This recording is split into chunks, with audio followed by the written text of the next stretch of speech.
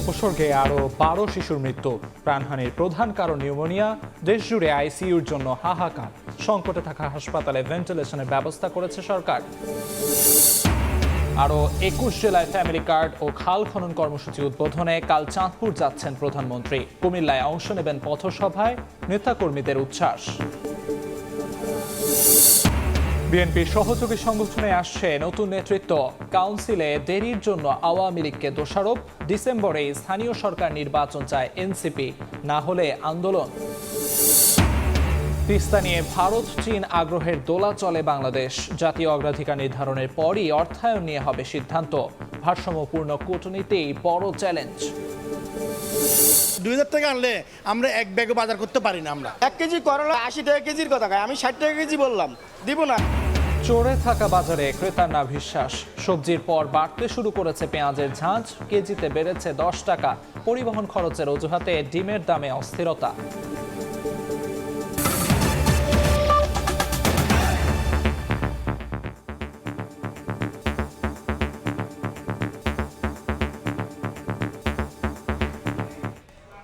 সময় সংবাদের সঙ্গে আছি আমি আমিরুল ইসলাম আলিফ। হাম ও উপসর্গে 24 ঘন্টায় আরও 12 শিশুর মৃত্যু হয়েছে। একদিনে হাসপাতালে ভর্তি হয়েছে 1303 জন।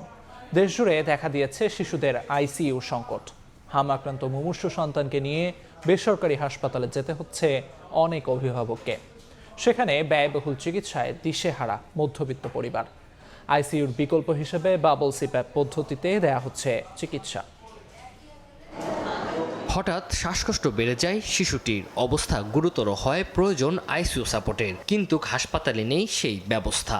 এমন চিত্র ময়মনসিংহ মেডিকেল কলেজ হাসপাতালে। সংকটাপন্ন অবস্থায় পাঠানো হচ্ছে ঢাকায়। শ্বাসকষ্ট কমতেছে না, আইসি নেই। ডাক্তারে বারে বারে কইতেছে যে ঢাকা নিয়ে যান গিয়া। আমাগো হয়তো সামর্থ্য নাই, এনে বই দিচ্ছে। আইসিইউটা দরকার, অনেক বাচ্চা এরকম হইতেছে। আইসিইউ না থাকার কারণে সিপ্যাপ দিয়ে বোতল দিয়ে আইসিইউ অক্সিজেন বানায় ওটা তারা দিতেছে। কর্তৃপক্ষ বলছে হাসপাতালটিতে শিশুদের জন্য আইসিইউ ওয়ার্ড প্রস্তুত থাকলেও প্রয়োজনীয় যন্ত্রপাতি ও জনবল সংকটে চালু হয়নি। গুরুতর অবস্থায় আইসিইউর বিকল্প হিসাবে বাবল সিপ্যাপ পদ্ধতিতে ব্যবহারের কথা বলছেন চিকিৎসকরা। যাদেরকে আইসিইউ প্রয়োজন হচ্ছে তাদেরকে আমরা বাবল সিপ্যাপটা দিচ্ছি।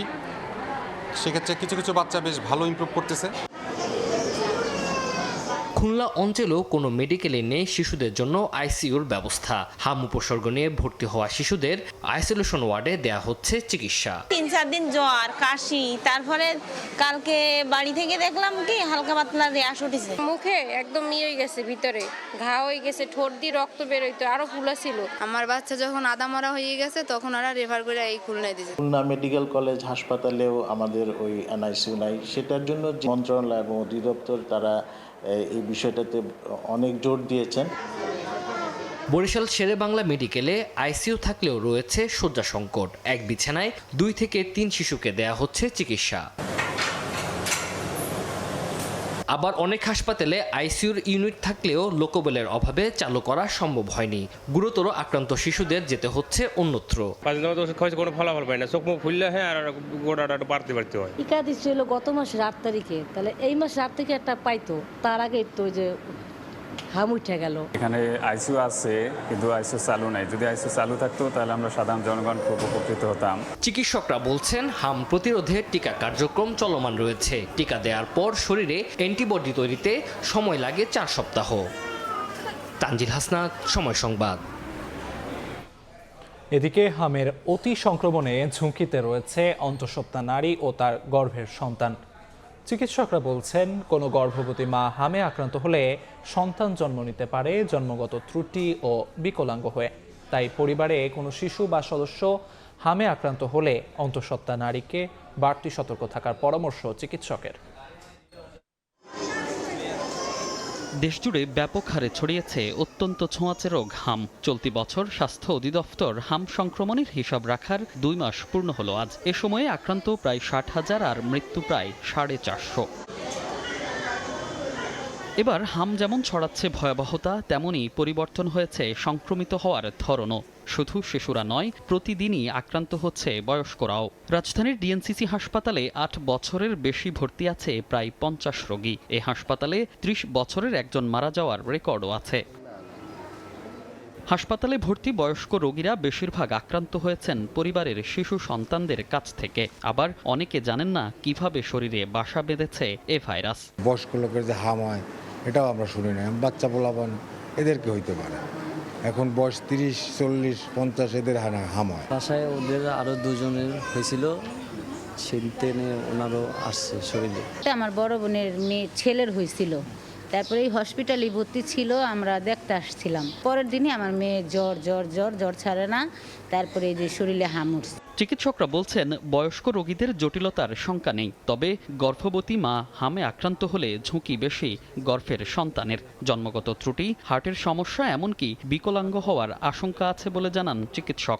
গর্ভবতী মায়ের চেয়ে বেশি ঝামেলা হয় গর্ভস্থ যে সন্তান, বিশেষ করে ফার্স্ট ট্রিমেস্টার বলে, প্রথম 3 মাস হলে ঝুঁকিটা কিন্তু সবচেয়ে বেশি। হয়তো মিসক্যারেজ বা গর্ভটা নষ্ট হয়ে যেতে পারে, বাচ্চাদের আইইউডি বলে মানে বাচ্চার ডেথও হয়ে যেতে পারে, জন্মগত ত্রুটি হয়ে যেতে পারে। গর্ভবতী মায়েদের সুরক্ষিত রাখতে ঘরে কোনো শিশু কিংবা নিজের কোনো শিশু সন্তান হামে আক্রান্ত হলে সেই গর্ভবতী মাকে নিরাপদে স্বাস্থ্যবিধি মেনে চলার পরামর্শ দেন এই চিকিৎসক। কোনো বাচ্চা যদি এরকম থাকে বা আশেপাশে কেউ থাকে, গর্ভবতী নারী তাদের কাছেও যাবে না, তারাও বাইরে অযথা অপ্রয়োজনে যাবে না, গেলেও স্বাস্থ্যবিধি মেনে চলবে, এটা খুবই জরুরি। এছাড়া জ্বর, কাশি, চোখ লাল হওয়া বা শরীরে র্যাশ ওঠার মতো উপসর্গ দেখা দিলে দ্রুত চিকিৎসকের পরামর্শ নিতে হবে বলে জানান চিকিৎসকরা। মনির হোসাইন, সময় সংবাদ, ঢাকা। যেসব হাসপাতালে ভেন্টিলেশন সংকট রয়েছে সেসব হাসপাতালে সরকার ভেন্টিলেশনের ব্যবস্থা করেছে বলে জানিয়েছেন স্বাস্থ্যমন্ত্রী। স্বাস্থ্যমন্ত্রী বলেন, হামের চেয়ে নিউমোনিয়া বেশি দেখা দিয়েছে। হাসপাতালের প্রয়োজনে যে কোনো যন্ত্রাংশ সরবরাহ করা হবে বলে জানান তিনি। হামের সংক্রমণ এবং মৃত্যু ঠেকাতে সরকার দ্রুত টিকা দেওয়ার চেষ্টা করছে, তবে টিকার সুফল পেতে সময় লাগছে বলেও জানান মন্ত্রী। রাজধানীর মহাখালী ডিএনসিসি কোভিড হাসপাতাল পরিদর্শন শেষে স্বাস্থ্যমন্ত্রী একথা বলেন। হাম পরিস্থিতির অবনতি হলে বিশেষায়িত হাসপাতালগুলোর সক্ষমতা বৃদ্ধি করা হবে বলেও জানান স্বাস্থ্যমন্ত্রী।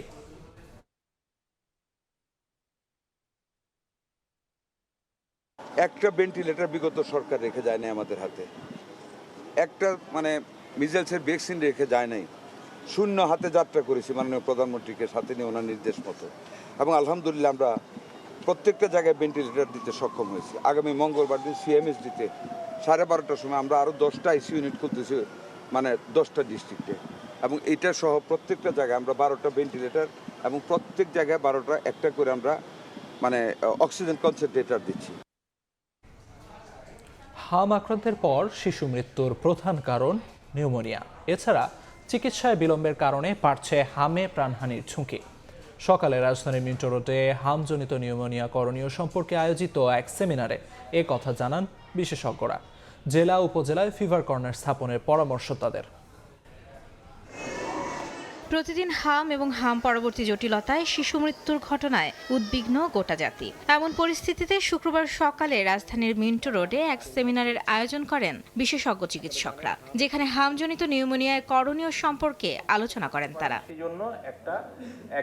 এ সময় চিকিৎসকরা বলেন, হাম পরবর্তী জটিলতা হিসেবে ফুসফুসের সংক্রমণ বা নিউমোনিয়ায় আক্রান্ত হচ্ছে 5 থেকে 7% শিশু, যাদের মধ্যে পুষ্টিহীনতা কিংবা চিকিৎসা নিতে দেরি হয় পরিস্থিতি নিয়ন্ত্রণের বাইরে চলে যায়। হামে আক্রান্ত রোগীদের শরীরের রোগ প্রতিরোধ ক্ষমতা ব্যবস্থা খুবই ব্যাহত হয়, রোগ জীবাণুকে চিনতে পারে না। 95% ভালো হইলে ওই যে 5% তার মধ্যে কিন্তু এই নিউমোনিয়া হচ্ছে, ডায়রিয়া হচ্ছে। এদিকে দেশে প্রতি বছর প্রায় 24,000 শিশু নিউমোনিয়ায় আক্রান্ত হয়ে মারা যায় উল্লেখ করে বিশেষজ্ঞ চিকিৎসকরা নিউমোনিয়ায় আক্রান্তদের প্রতি বাড়তি নজরদারির আহ্বান জানান। একই সঙ্গে দেশের প্রতিটি অঞ্চলে ফিভার কর্নার স্থাপনের পরামর্শ দিয়ে চিকিৎসকরা বলেন, এর মাধ্যমে দ্রুত রোগ শনাক্ত করে আক্রান্ত শিশুকে চিকিৎসার আওতায় আনা সম্ভব হবে। দেশের প্রত্যন্ত অঞ্চলে উপজেলা, জেলা এবং বিভাগীয় পর্যায়ে স্বাস্থ্যকেন্দ্রগুলোতে ফিভার কর্নার স্থাপনের মাধ্যমে হাম প্রবণ এলাকা চিহ্নিত করা, আর্লি চিকিৎসা যদি করতে পারে, with given antibiotics and other supports, oxygen support সব কিছু দিয়ে দিতে পারে, তাহলে কিন্তু আমাদের এইটা মৃত্যু কমিয়ে আনা অনেকখানি সম্ভব। এদিকে হামের মতো একই লক্ষণ নিয়ে অনেক রোগী চিকিৎসা নিতে আসলেও এসব রোগের ভাইরাস শনাক্তে কাজ চলছে বলে জানান বিশেষজ্ঞ চিকিৎসকরা। আমরা দেশের বক্ষব্যাধি বিশেষজ্ঞগণ। মাইমুনা হায়দার চৌধুরী, সময় সংবাদ, ঢাকা। অন্য প্রসঙ্গ, খাল খনন কর্মসূচি উদ্বোধন করতে 2 দশক পর কাল চাঁদপুর সফরে যাচ্ছেন প্রধানমন্ত্রী তারেক রহমান। পাশাপাশি ভার্চুয়ালি আরও 21 জেলায় যুক্ত হয়ে উদ্বোধন করবেন ফ্যামিলি কার্ড কর্মসূচি। এছাড়া কুমিল্লার পথসভাতেও যোগ দেওয়ার কথা রয়েছে তার সফর ঘিরে বইছে নেতাকর্মীদের উচ্ছ্বাস। প্রশাসনের পক্ষ থেকে নেওয়া হয়েছে সব ধরনের প্রস্তুতি। ২০ বছর পর শনিবার ইলিশের বাড়ি খ্যাত পদ্মা ও মেঘনা পাড়ের জনপদ চাঁদপুরে যাচ্ছেন প্রধানমন্ত্রী। উদ্বোধন করবেন খাল খনন কর্মসূচি। এছাড়া ভার্চুয়াল মাধ্যমে আরও 21 জেলার সঙ্গে যুক্ত হয়ে উদ্বোধন করবেন ফ্যামিলি কার্ড কর্মসূচির। সফরসূচি অনুযায়ী রাজধানীর গুলশানের বাসভবন থেকে চাঁদপুরের উদ্দেশ্যে রওনা দেবেন প্রধানমন্ত্রী। যাত্রাপথে কুমিল্লার বরুড়া উপজেলার লক্ষ্মীপুর বাজার মাঠে পথসভায় যোগ দেওয়ার কথা রয়েছে তার। এ উপলক্ষে প্রয়োজনীয় প্রস্তুতি সেরেছেন জেলা ও উপজেলা প্রশাসন এবং স্থানীয় দলীয় নেতাকর্মীরা। নিরাপত্তা নিশ্চিত করতে সক্রিয় বিশেষ নিরাপত্তা বাহিনী বা এসএসএফ সদস্যরা। জলাবদ্ধতা সহ যানজট সহ যে সকল সমস্যাগুলি আছে এই সমস্যাগুলি ইতিমধ্যেই শেষ হওয়ার জন্য কাজ শুরু হয়ে গেছে। কুমিল্লার মানুষের সকল প্রাণের দাবি ওনার মাধ্যমে বাস্তবায়িত হবে। দুপুরে চাঁদপুরের শাহরাস্তির খোর্দখাল এবং সদরের বিশ্বখাল পুনর্খনন কর্মসূচির উদ্বোধন করবেন তারেক রহমান। বিকেলে চাঁদপুর সরকারি কলেজ মাঠে বিতরণ করবেন ফ্যামিলি কার্ড। দফায় দফায় প্রধানমন্ত্রীর সভাস্থল পরিদর্শন আর প্রস্তুতি তদারকিতে ব্যস্ত স্থানীয় জনপ্রতিনিধিরা। নেতাকর্মীর পাশাপাশি আমাদের চাঁদপুর জেলার জনগণ যারা আছে তারাও এক পলক দেখার জন্য আমাদের প্রিয় নেতাকে অধীর আগ্রহে আছে, কখন ওনাকে দেখবে। ওনার কাছে আমাদের অনেক প্রত্যাশা চাঁদপুরে একটি ইপিজেড হবে যাতে বেকার সমস্যা সমাধান করা যায়। স্টেডিয়ামটা আরও বেশি সুসজ্জিত হয় এবং ছোট ছোট মিনি স্টেডিয়াম প্রত্যেকটা উপজেলায় হয়। ইপিজেডের সম্পর্কে আমরা যেটা বলেছি, চাঁদপুর জেলায় যেন একটি ইপিজেড হয়। আমাদের প্রত্যাশা থাকবে আমাদের প্রধানমন্ত্রীর কাছে যে আমাদের এই জিনিসগুলো যেন আমাদেরকে চলমান করে এবং উনি যেন এই দিকটিতে চাঁদপুরবাসী নজর দেয়। সরকারি এসব কর্মসূচি শেষে চাঁদপুর জেলা ক্লাবে বিএনপির সাংগঠনিক সভাতেও যোগ দেওয়ার কথা রয়েছে প্রধানমন্ত্রী তারেক রহমানের। খাদিজা স্বপ্না, সময় সংবাদ। এই মুহূর্তে চাঁদপুর সরকারি কলেজ মাঠে আছেন সহকর্মী ফারুক আহমদ। বিস্তারিত জানতে যুক্ত হচ্ছে তার সঙ্গে। ফারুক, কাল প্রধানমন্ত্রী তারেক রহমান চাঁদপুরে আসছেন, সেই আয়োজনটি এখন বলা যেতে পারে যে একেবারে প্রস্তুতির পথেই। অর্থাৎ আমরা যদি বলি এই মুহূর্তে মূল যে আয়োজনের স্থলটি আছে চাঁদপুর সরকারি কলেজ মাঠে, যেখানে তিনি ফ্যামিলি কার্ড বিতরণ করবেন প্রধানমন্ত্রী, সেই জায়গাটি এই মুহূর্তে প্রধানমন্ত্রীর যে বিশেষ নিরাপত্তা বাহিনী আছে এসএসএফ সহ যে অন্যান্য আইনশৃঙ্খলা বাহিনীর সদস্যরা আছে তারা কিন্তু মূলত ভিতরে এখন সেখানে তারা তল্লাশি চালাচ্ছে যেন কোনো রকম বিস্ফোরক বা অন্য কোনো নিরাপত্তা ঝুঁকি থাকে সেই বিষয়গুলো মূলত তারা এখন দেখছেন। যে কারণে পুরো আয়োজন যেখানে হবে সেই আয়োজনের জায়গাটি এখন সিল করে দেওয়া হয়েছে। তো আমরা গণমাধ্যম কর্মীরা আছি সেই আয়োজনের একেবারে বাইরে, যেখানে আমরা দেখতে পাচ্ছি যে বিভিন্ন মানুষজন তারা অপেক্ষা করছেন প্রধানমন্ত্রী কাল যেখানে আসবেন সেই জায়গাটি। আমরা যদি বলে রাখতে চাই সেটি হলো যে প্রধানমন্ত্রী মূলত আগামীকাল দুপুর 12:30টায় চাঁদপুর সীমানায় প্রবেশ করবেন এবং তারপরে দুটি খাল পুনঃখনন কর্মসূচির উদ্বোধন করবেন। তারপরে মধ্যাহ্ন বিরতির জন্য তিনি সার্কিট হাউসে অবস্থান করবেন এবং তারপরে বিকেলে অর্থাৎ 3:30 তিনি চাঁদপুর সরকারি কলেজ মাঠে ফ্যামিলি কার্ড বিতরণ করবেন। সরাসরি চাঁদপুরে যারা দরিদ্র পরিবার আছে তাদের মধ্যে একই সঙ্গে 21টি জেলায় ভার্চুয়ালি তিনি সেই কর্মসূচির উদ্বোধনও করবেন। আরেকটি তথ্য জানিয়ে রাখি, প্রধানমন্ত্রীর সঙ্গে কিন্তু বেশ কয়েকজন মন্ত্রীও সফরসঙ্গী হিসেবে থাকবেন এবং তার উপদেষ্টাও থাকবেন। যেমনটি আমি বলছিলাম যে সেখানে পানি সম্পদ মন্ত্রী থাকবেন, শিক্ষা মন্ত্রী থাকবেন, সমাজ কল্যাণ মন্ত্রী থাকবেন, প্রতিমন্ত্রী থাকবেন। এর বাইরেও বেশ কয়েকজন মন্ত্রী, প্রতিমন্ত্রী এবং সরকারি উচ্চপদস্থ যারা কর্মকর্তা আছেন তারা তো থাকবেন। আর আমরা আরেকটি তথ্য জানিয়ে রাখি যে এই মুহূর্তে আসলে চাঁদপুরে যারা বিএনপি বা তার সহযোগী সংগঠনের নেতাকর্মী আছেন তারা অনেকটা অপেক্ষায় আছেন। সেই অপেক্ষায় থাকার কারণটি হলো এই কারণে যে আগামীকাল যখন প্রধানমন্ত্রী আসবেন শেষ মুহূর্তে তিনি কিন্তু যারা দলীয় নেতাকর্মী আছে তাদের সঙ্গে কিন্তু চাঁদপুর ক্লাবে এসে মিলিত হবেন এবং সেখানে দলীয় বেশ কিছু সিদ্ধান্ত প্রধানমন্ত্রী তারা সেখানে মত বিনিময় করবেন। সেই সিদ্ধান্তগুলো হয়তো পরবর্তীতে আমরা জানতে পারবো। আরেকটি তথ্য জানিয়ে রাখি যে আসলে প্রধানমন্ত্রী তারেক রহমান এর আগে কিন্তু বিগত 2006 সালে তিনি লং মার্চে অংশ নিতে চাঁদপুরে এসেছিলেন এবং তখন বেশ কয়েকটি উপজেলা তিনি পরিদর্শন করেন এবং সেই পরিদর্শন করতে গিয়ে কিন্তু তিনি চাঁদপুরের ওই উপজেলাগুলো পরিদর্শন করে তখন তিনি সেই কর্মসূচিগুলো তিনি সফল করার চেষ্টা করেছিলেন। তবে সেই তারেক রহমান কিন্তু এবার প্রধানমন্ত্রী হিসেবে চাঁদপুরে আসছেন, যেটি চাঁদপুরবাসীর জন্য অনেকটা গর্বের বিষয়। এই ছিল আমার কাছে চাঁদপুরে আগামীকাল শনিবার প্রধানমন্ত্রী তারেক রহমানের সফরকে ঘিরে সবশেষ প্রস্তুতির তথ্য। চাঁদপুর সরকারি কলেজ প্রাঙ্গণ থেকে সবশেষ খবরাখবর জানাচ্ছিলেন সহকর্মী ফারুক আহমদ। নতুন নেতৃত্ব আসছে ক্ষমতাসীন বিএনপির সহযোগী সংগঠনে, চলছে যাচাই বাছাই। ছাত্রদল যুব দলের নেতাদের অপেক্ষা সাংগঠনিক অভিভাবক তারেক রহমানের সিদ্ধান্তের। বিএনপি সিনিয়র যুগ্ম মহাসচিব রুহুল কবির রিজভী জানিয়েছেন, সাংগঠনিক গতিশীলতা বাড়াতে দ্রুতই নিয়মিত কাউন্সিলে ফিরতে চায় বিএনপি। হাসান ওয়ালির প্রতিবেদন। আওয়ামী শাসনের বিরুদ্ধে 16 বছর রাজপথের প্রমিথিউস হয়েছিল ছাত্র বিএনপির অঙ্গ সহযোগী সংগঠন। গণতন্ত্র ও ভোটাধিকার রক্ষার দীর্ঘ লড়াইয়ে জাতীয়তাবাদী আদর্শের নেতাকর্মী ও সমর্থকদের হতে হয় হামলা, মামলা, জেল জুলুমের শিকার।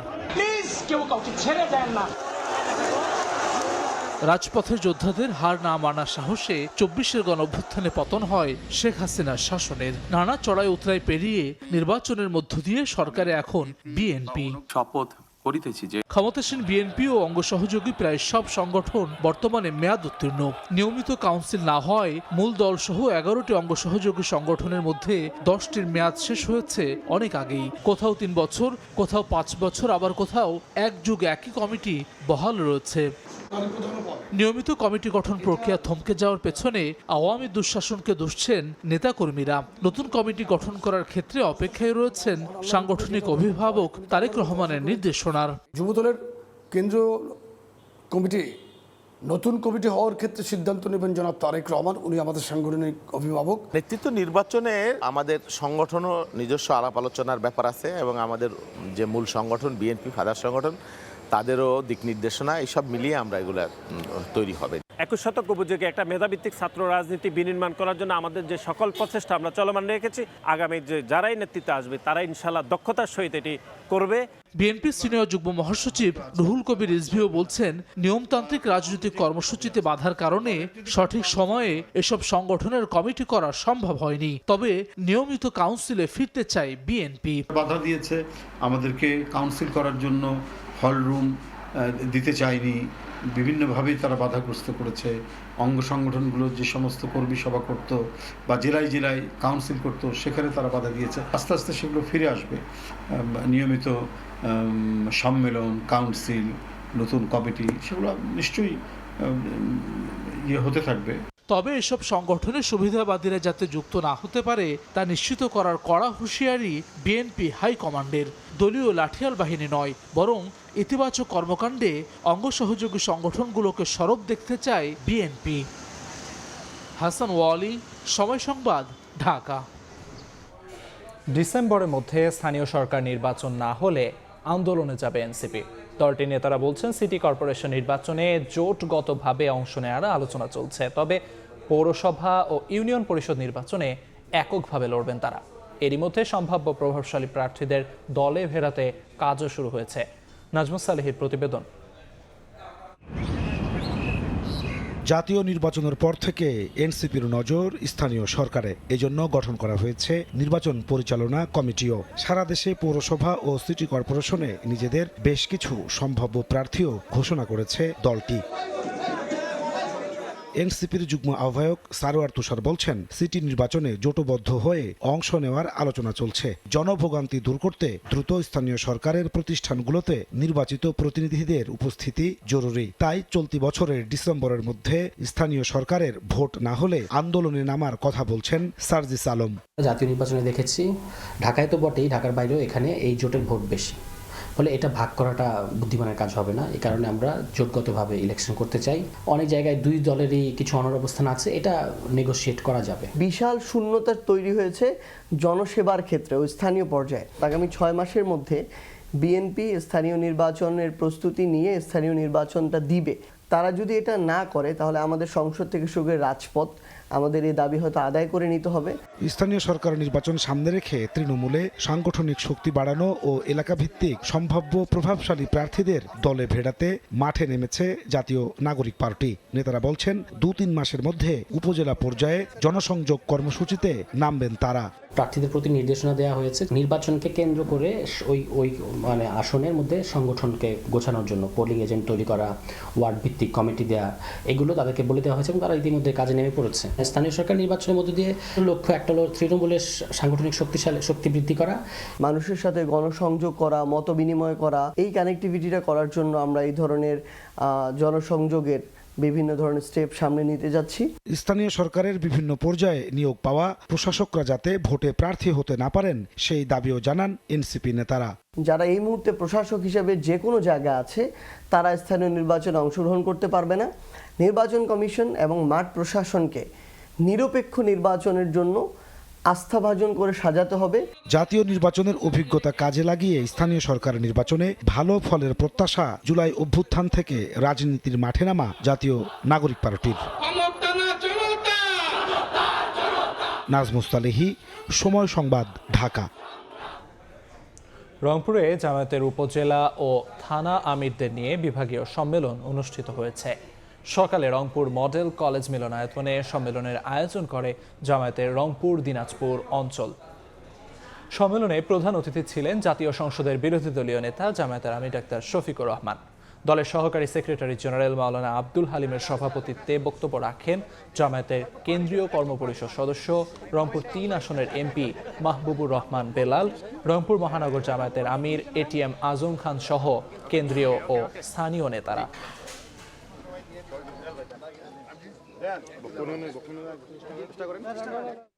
তিস্তা সমন্বিত ব্যবস্থাপনা ও পুনরুদ্ধার প্রকল্প ঘিরে যখন বেইজিং নয়াদিল্লিতে কূটনৈতিক এবং কৌশলগত আলোচনা নতুন মাত্রা পাচ্ছে, তখন বাংলাদেশ স্পষ্ট করেছে প্রকল্পটি এখনও প্রাথমিক গবেষণা ও সম্ভাব্যতা যাচাইয়ের পর্যায়ে।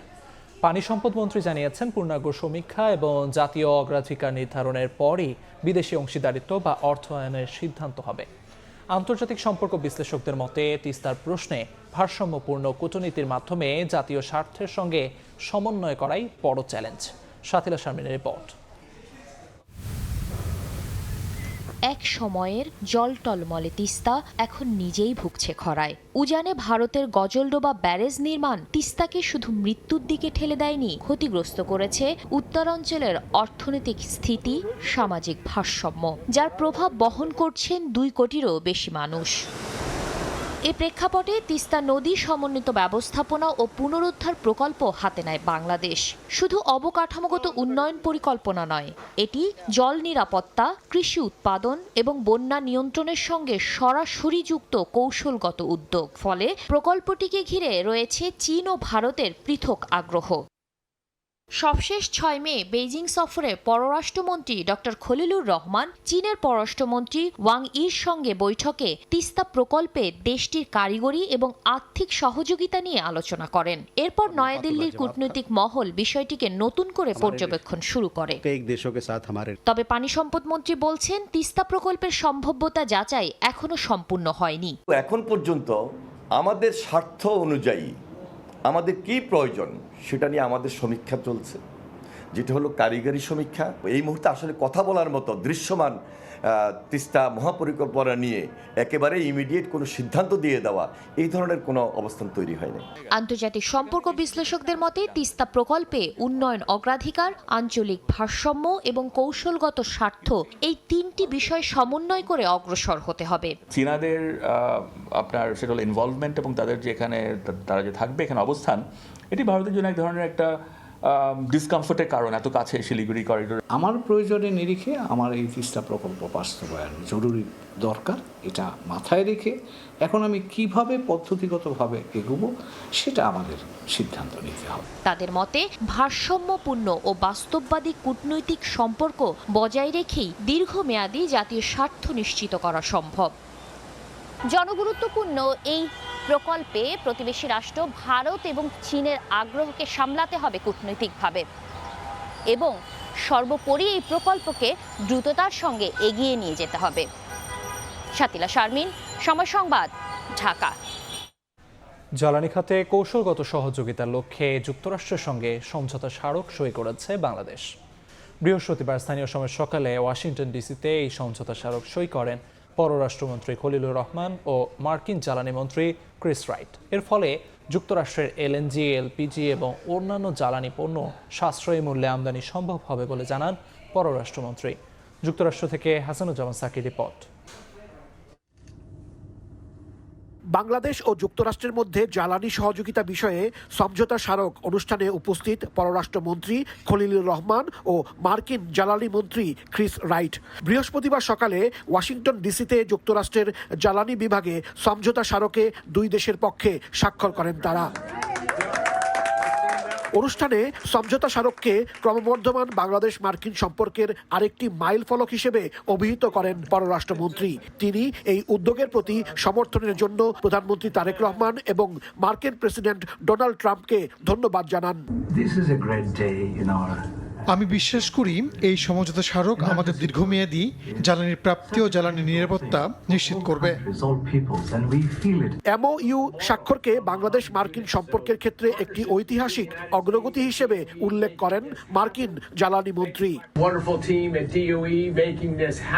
এটি বাস্তবায়নে ডিপার্টমেন্ট অব এনার্জির চমৎকার একটি দল কাজ করছে। আমি অত্যন্ত আনন্দিত যে আমাদের দুই দেশকে আরো কাছাকাছি আনার এই সুযোগ তৈরি হয়েছে।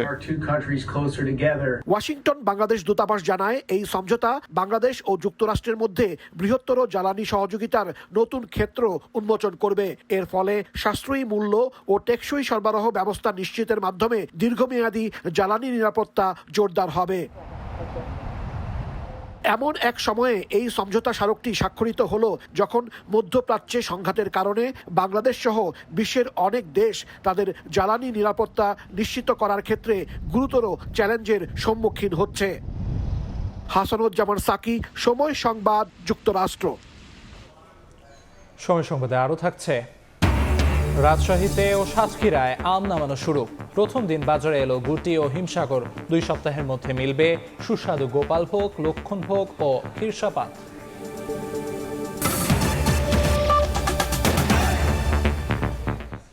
পাওনা টাকা নিয়ে বিরোধের জেরে বরিশালে মাছ ব্যবসায়ীকে কুপিয়ে হত্যার অভিযোগ উঠেছে প্রতিবেশীর বিরুদ্ধে। পরিবারের অভিযোগ, রাতে বাসা থেকে ডেকে নিয়ে নৃশংসভাবে হত্যা করা হয় জসিমকে। এ ঘটনায় 2 জনকে আটক করেছে পুলিশ। পাওনা টাকা ফেরত চাওয়াই কাল হলো মাছ ব্যবসায়ী জসিম শিকদার বাবুর। 1,11,000 টাকার বিনিময়ে দিতে হলো নিজের প্রাণ। বৃহস্পতিবার রাত 1:30টার দিকে পাওনা টাকা ফেরত দেওয়ার কথা বলে বাবুকে বাসা থেকে ডেকে নিয়ে যান প্রতিবেশী মধুমিয়া ও তার সহযোগীরা। এরপর রাত 2:45টার দিকে বরিশালের পলাশপুর 7 নম্বর এলাকায় রহিম সর্দারের বাড়ির সামনে বাবুকে দেশীয় অস্ত্র দিয়ে এলোপাতাড়ি কুপিয়ে পালিয়ে যায় হামলাকারীরা। পরে স্থানীয়রা মুমূর্ষু অবস্থায় উদ্ধার করে শের-ই বাংলা মেডিকেল কলেজ হাসপাতালে নিয়ে গেলে চিকিৎসক মৃত ঘোষণা করেন। টাকা চাইছে, ঝগড়া করছে, কিন্তু রাত্রে ডাইকে আমার ছেলের বিলে জবাই দিয়েছে। আরে শেরে বাংলায় নিয়ে আসছি, তখন আমরা আবার সবাই মিলে এসে দেখি যে হে আর এই পৃথিবীতে নাই। সরকারের কাছে আমার একটাই আবেদন যে আমার সন্তানের যারা যারা এবিলে করছে হ্যাগো ফাঁসি চাই আমি। এদিকে হত্যাকাণ্ডের প্রতিবাদে বিক্ষোভ করেছে এলাকাবাসী। মূল অভিযুক্তকে ধরতে পুলিশের অভিযান অব্যাহত আছে। ও মা ও বাবা কইয়ে সিঁড়িতে নিচে পড়ছে পরে আর মধ্যে জিগে আন্দার কন্দার তো চেহারা দেখতাই না। আমি জিগে কে কইতেছে, কয় বাবা আমি বাবু। জনগণের একটাই দাবি ভাই যে এই যদি সুস্থ বিচার না করে আর এই যদি তত্ত্বক যদি না করে তাইলে আমরা অন্য একটা ব্যবস্থা নেব। মধুমিয়ার নেতৃত্বে যে ঘটনাটা ঘটেছে, এখনো আমরা মধুমিয়াকে গ্রেপ্তার করতে সক্ষম হয়নি। তবে আমাদের টিম মাঠে কাজ করছে, খুব দ্রুত সময়ের মধ্যে আমরা তাকে গ্রেপ্তার করতে সক্ষম হবে বলে মনে করি। হত্যার ঘটনায় জড়িত সন্দেহে 2 জনকে আটক করেছে পুলিশ। অপূর্ব অপু, সময় সংবাদ, বরিশাল। দফায় দফায় উচ্ছেদ আর আলটিমেটাম দিয়েও দখলমুক্ত করা যায়নি মহাসড়ক। গাজীপুরের ঢাকা টাঙ্গাইল ঢাকা ময়মনসিংহ মহাসড়ক এখন জমজমাট বাজার। এমন পরিস্থিতিতে আসছে ঈদে ভোগান্তি পৌঁছাতে পারে চরমে। স্থানীয় প্রশাসনের ইজারা জটিলতাই এই সমস্যার অন্যতম কারণ বলছেন বিশেষজ্ঞরা। মোহাম্মদ আরিফের ছবিতে মেহেদি হাসানের রিপোর্ট। সড়কের উপর বাজার নাকি বাজারে সড়ক, প্রথম দেখায় তা বোঝা দায়। এটি ঢাকা ময়মনসিংহ মহাসড়কের চিত্র। টঙ্গী থেকে শুরু করে ভালুকা পর্যন্ত দিনরাত চলছে এই সড়ক দখলের প্রতিযোগিতা। আবার মহাসড়কের বিভিন্ন গুরুত্বপূর্ণ পয়েন্টকে বাজার দেখিয়ে তা ইজারা দিয়েছে স্থানীয় প্রশাসন। অনেক সমস্যা হয়, আমরা জিনিসপত্র নিয়ে যাইতে এই যে গাড়ি এটা খারাপ হয়েছে, আমি কোন গান দিয়ে যাবো? ব্রিজের মাথা থেকে শুরু করে এই পর্যন্ত ওই মাথা পর্যন্ত পুরোটাই জ্যাম থাকে সবসময়। ঈদ এলেই মহাসড়ক দখলের এই ভোগান্তি আরও ভয়াবহ আকার ধারণ করে। তাই আগেভাগেই সড়ক ছেড়ে দেওয়ার আলটিমেটাম দিয়েছে সড়ক ও জনপদ অধিদপ্তর। তাদেরকে বলা হয়েছে যেন তারা নিজ দায়িত্বে ওই সময়ের মধ্যে সড়ক ও জনপদের যে মালিকানাধীন জায়গা আছে সেই জায়গাটুকু ছেড়ে দেয়। কাগজে কলমে রাস্তার মালিক সড়ক বিভাগ হলেও প্রতি বছর তা ভাড়া দিচ্ছে স্থানীয় প্রশাসন। যদিও জেলা প্রশাসকের দাবি বাজার ইজারা দিলেও মহাসড়ক দখলের অধিকার দেয়া হয়নি কাউকেই। সড়কে মহাসড়কে তো শুধু অস্থায়ী হাটবাজার না, কোনোভাবেই কোনো ধরনের হাটবাজার বসতে পারবে না। এদিকে সরকারের 2 দফতরের এমন কাণ্ডে ক্ষুব্ধ ইজারাদাররা। এমন বাস্তবতায় আসছে ঈদে ঢাকা ময়মনসিংহ ও ঢাকা টাঙ্গাইল মহাসড়ক হতে পারে দুর্ভোগের আরেক নাম। সড়ক নিয়ে দীর্ঘদিনের এই জটিলতা কাটাতে সরকারের 2 দফতরকে সমন্বয়ের পরামর্শ বিশেষজ্ঞদের। এখানে ইজারা দেওয়াটা একবারই আসলে ঠিক না। 2টা লেন বন্ধ হয়ে যায় 4টা লেনের মধ্যে, তাহলে এখানে বটলনেক তৈরি হয়। একটা পার্ট সেতু ভবনের, একটা পার্ট হচ্ছে আপনার রোডস অ্যান্ড হাইওয়ে। তো ওই যে এদের মধ্যে সমন্বয় করে আসলে সমস্ত কাজগুলো করা উচিত। মহাসড়কে ভোগান্তি কমাতে আইন শৃঙ্খলা বাহিনীকেও কঠোর হওয়ার পরামর্শ নগরবাসীর। মহাসড়কের পাশে জায়গা ভাড়া দিয়ে একদিকে যেমন কোটি কোটি টাকা রাজস্ব পাচ্ছে সরকার, তেমনি যানজটে পড়ে প্রায় প্রতিদিনই বিশাল সংখ্যক কর্মঘণ্টাও নষ্ট হচ্ছে সাধারণ মানুষের। সবচেয়ে বেশি ভোগান্তিতে দূরপাল্লা যাত্রীরা।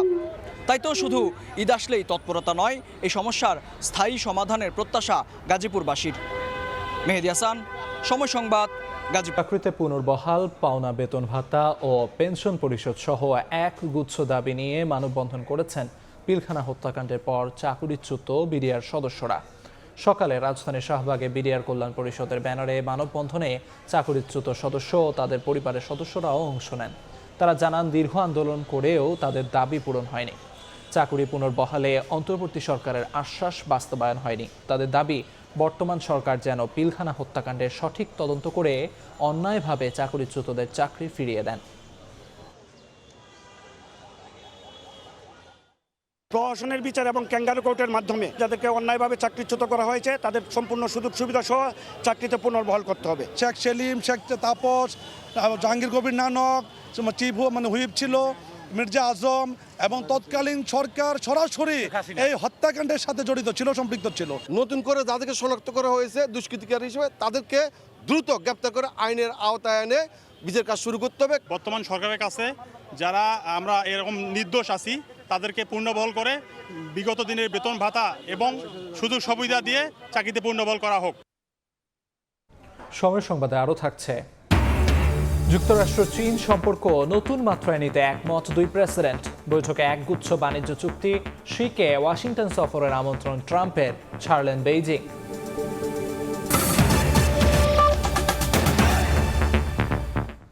রাজধানীতে টানা 2 সপ্তাহ ধরে চড়া মূল্যে বিক্রি হচ্ছে বেশিরভাগ সবজি।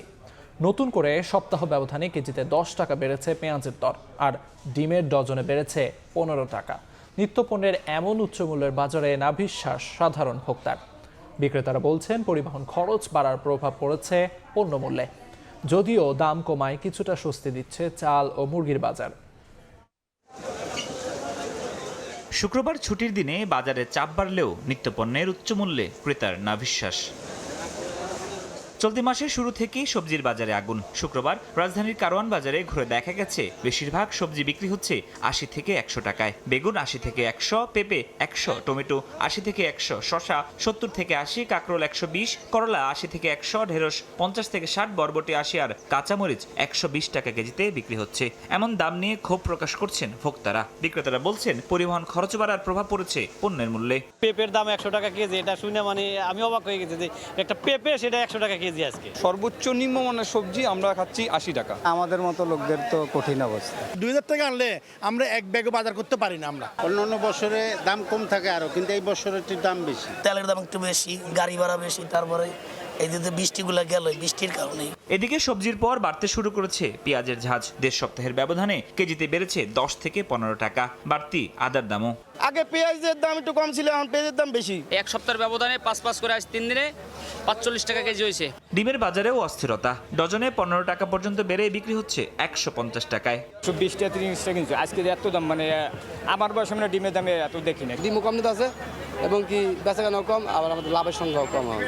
তবে কিছুটা স্বস্তি চাল ও মুরগির বাজারে। মিনিকেট, ব্রি আটাশ ও পাইজাম চালের দাম কমেছে কেজি প্রতি 5 টাকা, আর 10 টাকা কমে রাজধানীতে ব্রয়লার বিক্রি হচ্ছে 170 আর সোনালী বিক্রি হচ্ছে সর্বোচ্চ 340 টাকা কেজিতে। ফরহাদুর রহমান, সময় সংবাদ, ঢাকা। মূল্যস্ফীতির চাপ সামাল দিতে নিত্যপণ্যের দাম নাগালে রাখতে চায় সরকার। আসছে বাজেটে চাল, ডাল, চিনি, খেজুর, ফল সহ নিত্যপণ্যে আগের উৎসে করই বহাল রাখা হচ্ছে বলে জানা গেছে। তবে আগাম আয়কর বসছে অটোরিকশা, মোটরসাইকেল, হেলিকপ্টার ও বিমানে। কর বসছে অনলাইন গেমিংয়েও। গেল কয়েক বছর ধরেই দেশে খাদ্য মূল্যস্ফীতি ঊর্ধ্বমুখী, যা ঘোরাফেরা করছে 10% আশেপাশে। চলতি অর্থবছরের বাজেটে দ্রব্যমূল্য স্থিতিশীল রাখতে চাল, ডাল, চিনি, খেজুর, ফল সহ 28টি পণ্যে উৎসে কর কমিয়ে 0.5% নির্ধারণ করা হয়েছিল। 2026-27 অর্থবছরের বাজেটে এনবিআর তা 1% করার প্রস্তাব দিলেও সেখানে সায় দেয়নি সরকার। জানা গেছে আসছে বাজেটে দামি মোটরসাইকেল, প্রাইভেট কার, হেলিকপ্টার ও বিমানে বাড়তি কর বসাতে চায় এনবিআর।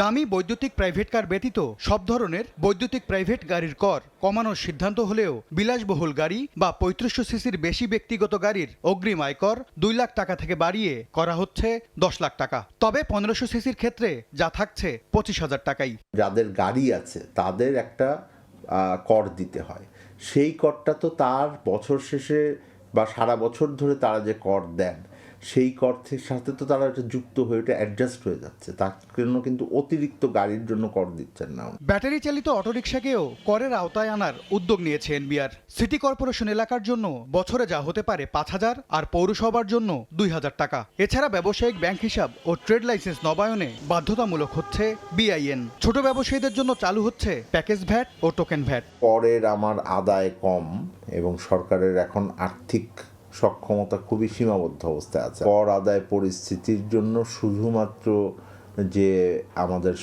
মানে সার্বিকভাবে কর কাঠামো দায়ী তা না, আমার কর ফাঁকিও আছে প্রচুর। সুতরাং আমি দেখতে চাই যে সরকার অনেকগুলো কর ফাঁকি রোধের কাজটা করবেন কিনা। হার্টের রিংয়ের ক্ষেত্রে সরবরাহ পর্যায়ে থাকা 10% ভ্যাট অব্যাহতি দেয়া হচ্ছে। 25% উৎসে কর বসছে অনলাইন গেমিংয়ের উপর। আগামী অর্থ বছরে এনবিআর এর মাধ্যমে 6,04,000 কোটি টাকা রাজস্ব আদায় করতে চায় সরকার। এমএস আরিফিন, সময় সংবাদ, ঢাকা। আসছে বাজেটে আরও বাড়ছে করমুক্ত আয়ের সীমা।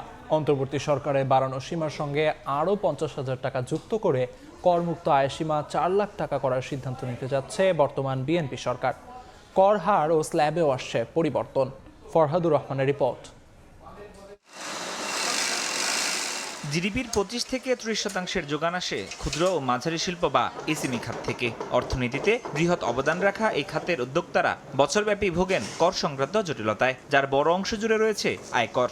ট্যাক্সটা সরকার একটু বিবেচনা করে দেখে যে একটা নির্দিষ্ট অ্যামাউন্ট পর্যন্ত 5% ট্যাক্সটা দিতে হবে না, তাহলে আমাদের সেলসটা একটু বাড়ে বা আমরা একটু স্বাচ্ছন্দ্য বোধ দিয়ে কাজ করতে পারি। সমন্বিত উন্নয়নের জন্য এই তাদেরকেও অনবোর্ড করতে হবে, বাট ওই অনবোর্ড করতে গেলে যে যন্ত্রণাগুলো আছে এটা যদি সমাধানের পথ না সরকার সৃষ্টি করে, এটা কিন্তু যেই কথাটা বারবার বছরের পর বছর উচ্চারিত হচ্ছে সেটাই থেকে যাবে। আগের অর্থবছরের মতো চলতি 2025-26 অর্থবছরে করমুক্ত আয়ের সীমা 3,50,000 টাকায় রেখে বাজেট ঘোষণা করে অন্তর্বর্তী সরকার।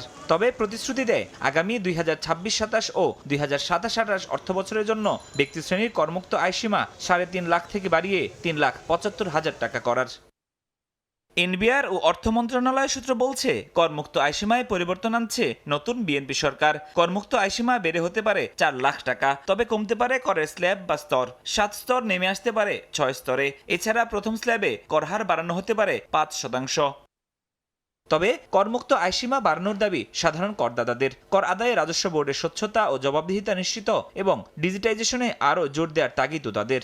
3.5 লক্ষ টাকা আছে, এটা যদি অন্তত 5 লক্ষ টাকা করা হয় তাহলে দেখা যাবে যে যারা কর দিত না, যারা করটাকে ভয় পেত, যারা করের আওতায় আসতো না, তাদের জন্য সুবিধা হতো, তারা অন্তত করের আওতায় আসতো, পরবর্তীতে সে কর দিতে অভ্যস্ত হতো। সবাইকে করের আওতায় আনা উচিত, কিন্তু করের আওতায় যদি আনতে হয় সেক্ষেত্রে অফিসারদেরকেও সহনশীল হইতে হবে। অর্থনীতিবিদদের মতে করের হার ও সীমা যৌক্তিকীকরণ করা দরকার। এছাড়া হার না বাড়িয়ে করজাল সম্প্রসারণে উদ্যোগী হওয়ার পরামর্শ দিচ্ছেন তারা। আমাদের কর আইনসীমাটা নির্ধারণ করার জন্য একটা যৌক্তিক মানদণ্ড আমাদেরকে ব্যবহার করতে হবে এবং যারা কর দিচ্ছেন তাদেরকে প্রেশারটা না বাড়িয়ে করের জালটাকে বিস্তার করার জন্য প্রচেষ্টাটাকে নেওয়া উচিত। রাজস্ব বোর্ডের তথ্য বলছে প্রায় 1,20,00,000 কর শনাক্তকরণ নম্বরধারীর মধ্যে গেল 14 মে পর্যন্ত অনলাইনে নিবন্ধন করেছেন 50 লাখ করদাতা। বিপরীতে রিটার্ন দাখিল করেছেন 41 লাখ। একটি শক্তিশালী অর্থনীতির জন্য শক্তিশালী কর সংস্কৃতির বিকল্প নেই। নাগরিকরা স্বতঃস্ফূর্তভাবে কর দিলে বাড়বে রাষ্ট্রের সক্ষমতা, ত্বরান্বিত হবে উন্নয়ন। তবে সরকারের পক্ষ থেকে জনগণের পর করকে বোঝা হিসেবেও না চাপানোর আহ্বান সংশ্লিষ্টদের। ফরহাদুর রহমান, সময় সংবাদ, ঢাকা। ইলেকট্রিক ও হাইব্রিড গাড়ি কিনতে এখন গ্রাহকরা 80 লাখ টাকা পর্যন্ত ঋণ সুবিধা পাবেন। দূষণ কমাতে পরিবেশ বান্ধব এসব গাড়ি আমদানি ও বিনিয়োগে বাড়তি সহায়তা পাবেন বিনিয়োগকারীরা, জানিয়েছে বাংলাদেশ ব্যাংক। তবে নীতি সুবিধা ছাড়াও ডিজেল চালিত গাড়ির তুলনায় রোড ট্যাক্স ও আমদানি কর হ্রাস এবং ব্যাংক ঋণের সুদ একক সংখ্যা নির্ধারণে ক্রেতাদের ইলেকট্রিক গাড়ি কিনতে উদ্বুদ্ধ করবে বলে মনে করেন এ খাতের উদ্যোক্তারা। সেলিয়া সুলতানা রিপোর্ট। নিজের একটি গাড়ি থাকা যেন স্বপ্ন আর সফলতার প্রতীক। সেই স্বপ্ন পূরণ করতে এখন ঋণ দিবে ব্যাংক। বাংলাদেশ সড়ক পরিবহন কর্তৃপক্ষের তথ্য অনুযায়ী 2022 সালে বৈদ্যুতিক গাড়ি নিবন্ধন চালু হওয়ার পর বৈদ্যুতিক ও হাইব্রিড গাড়ি নিবন্ধন হয়েছে মাত্র 500টি। এর মধ্যে 2024-25 অর্থবছরে 178টি বৈদ্যুতিক গাড়ি আমদানি হয়। এই সময় নিবন্ধন হয় 400-র কিছু বেশি গাড়ি। Hybrid, plug in hybrid, even EV, এইসব গাড়ির রেজিস্ট্রেশনের ক্ষেত্রেও যদি আপনি কিছুটা ছাড় দেন, পাশাপাশি যদি ব্যাংক ইন্টারেস্টও যদি সিঙ্গেল ডিজিটে নিয়ে আসে, তাহলে কিন্তু আমি মনে করি বিক্রি আরও বাড়বে, ক্রেতারা কিন্তু উৎসাহিত হবে পরিবেশ বান্ধব গাড়ি কেনার জন্য। অনেক দেশে কিন্তু এই পরিবেশ বান্ধব গাড়ি কিনলে 5 বছরের রোড ট্যাক্স কিন্তু মওকুফ করা হয়। রক্ষণাবেক্ষণের খরচ কম হওয়া ও পেট্রোল ডিজেল চালিত গাড়ির তুলনায় সাশ্রয়ী পরিচালনা ব্যয়ের কারণে চীনের 60% এবং নরওয়ের 93% মানুষের কাছে জনপ্রিয় এই বাহন। বৈদ্যুতিক ও হাইব্রিড গাড়ি কিনতে উৎসাহিত করতে ব্যাংক ঋণের সীমা 60 লাখ থেকে বাড়িয়ে সর্বোচ্চ 80 লাখ করার নির্দেশনা দিয়েছে কেন্দ্রীয় ব্যাংক। বেড়েছে বিনিয়োগের অনুপাতও। আমরা কোনো প্রতিবন্ধকতা থাকলে সেগুলো পলিসি সাপোর্ট দ্বারা দূর করতে পারি, তবে অবশ্যই সেখানে বিদেশি বিনিয়োগ আসবে। এদেশে একটা বড় মিডল ক্লাস সোসাইটি আছে, যেটা আগ্রহী যে কোনো পশ্চিমা বিশ্বের যে কোনো দেশের জন্য কিন্তু বিনিয়োগের একটা আগ্রহের জায়গা। বিশ্বে পরিবেশ বান্ধব দেশগুলোর কাছে বৈদ্যুতিক গাড়ির জনপ্রিয়তা দিন দিন বাড়ছে। নরওয়ের ওসলো, বার্জেন, চীনের শেনজেন, নেদারল্যান্ডের আমস্টারডাম, যুক্তরাষ্ট্রের লস অ্যাঞ্জেলস, সুইডেনের স্টকহোম শহরের বাতাস বায়ুমানের সূচকে বিশ্বের অন্যতম সেরা ও দূষণমুক্ত শহরের তালিকায় উঠেছে বৈদ্যুতিক গাড়িতে ভর করে। সেলিয়া সুলতানা, সময় সংবাদ, ঢাকা। নওগাঁয় জমে উঠেছে কোরবানির পশুর হাট। এই মুহূর্তে জেলার চৌবাড়িয়া হাটে আছেন রিপোর্টার MR রকি। সরাসরি যাচ্ছি তার কাছে।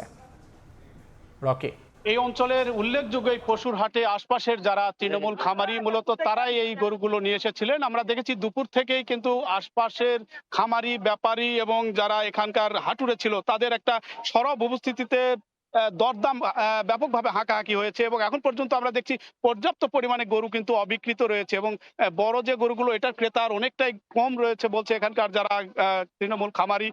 মাঝারি জাতের যে ষাঁড় গরু এগুলি কিছুটা কেনাবেচা হতে দেখেছি এবং প্রতি গরু আসলে দরের জায়গাটা যেটা লক্ষ্য করা যাচ্ছে 30,000 টাকা মন গরুর একটা হিসেব কষে তারা গরুগুলোকে দরদাম হাঁকছেন এবং সেই অনুযায়ী এখানকার মাংসের একটা আনুপাতিক হিসেব কষে অনেকে কিনছেন। তবে দৃষ্টিনন্দন যে গরুগুলো রয়েছে এই গরুগুলোর দাম তুলনামূলক কিন্তু অনেক বেশি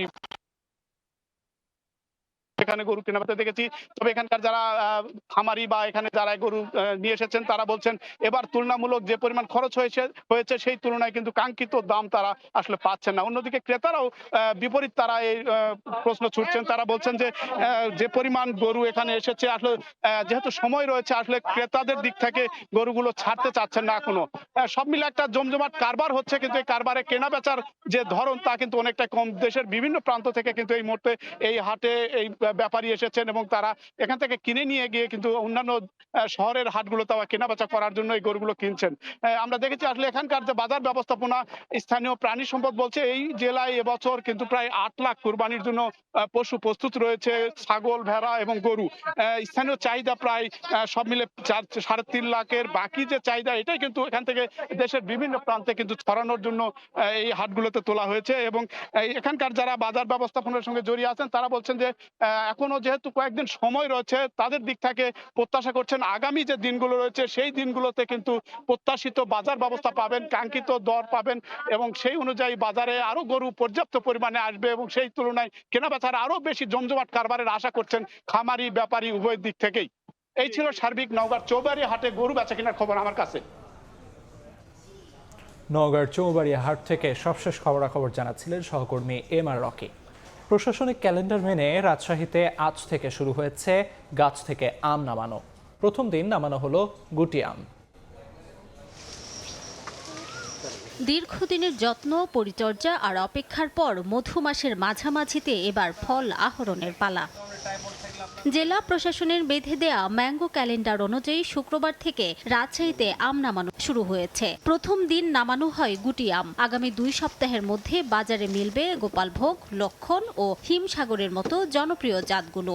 গুটি আম কিছু সময় পাকা দেখা দিচ্ছে, আবার কিছু জায়গা পাকা দেখা দেয়নি, ওই পাকাগুলো ভাঙছে। এই বছর আশা করতেছি একটু ভালো যাবে আমের বাজার। আম নামানোর পরপরই শুরু হয়েছে বাজারজাত। রাজশাহীর সবচেয়ে বড় আম বাজার বানেশ্বরেও শুরু হয়েছে কেনাবেচা। মৌসুমের প্রথম দিন জাত ও আকার ভেদে মন প্রতি দর উঠেছে 800 থেকে 1200 টাকা পর্যন্ত।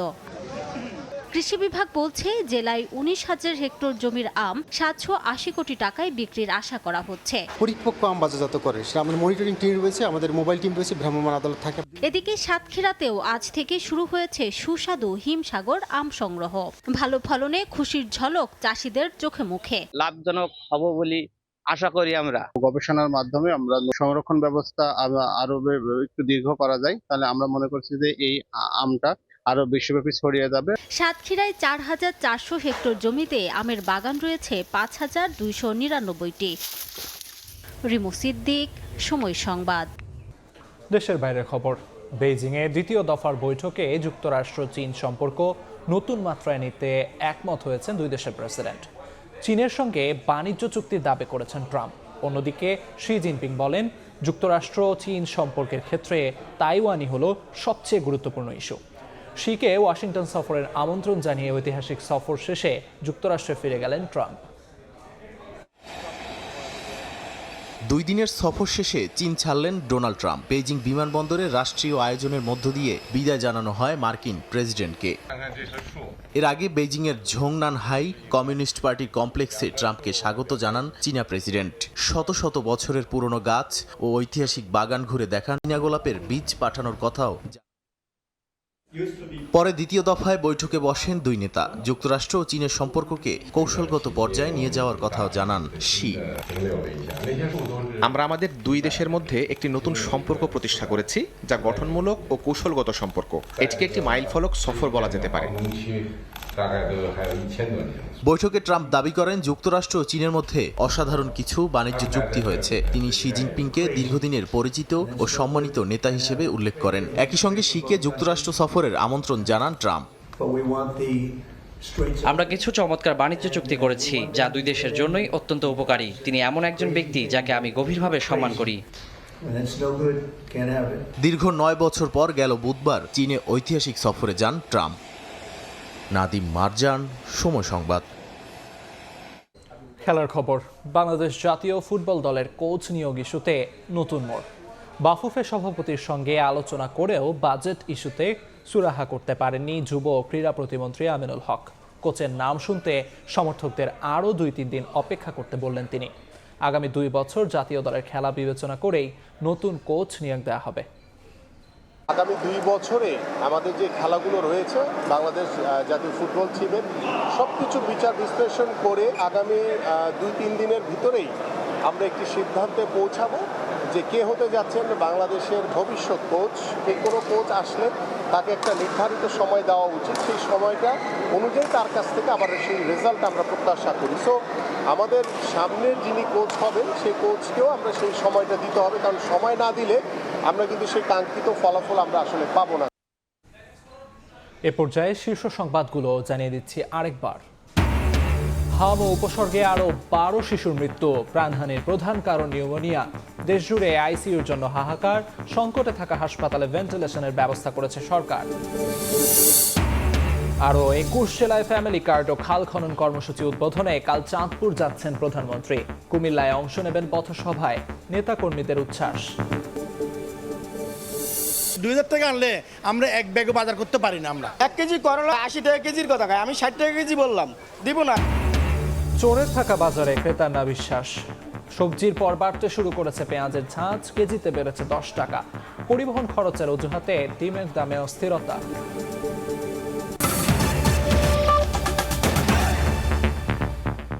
এই ছিল 5টার সময় সংবাদে। এরপর বাংলার সময়ের সঙ্গে থাকবেন আলিশা ইসলাম।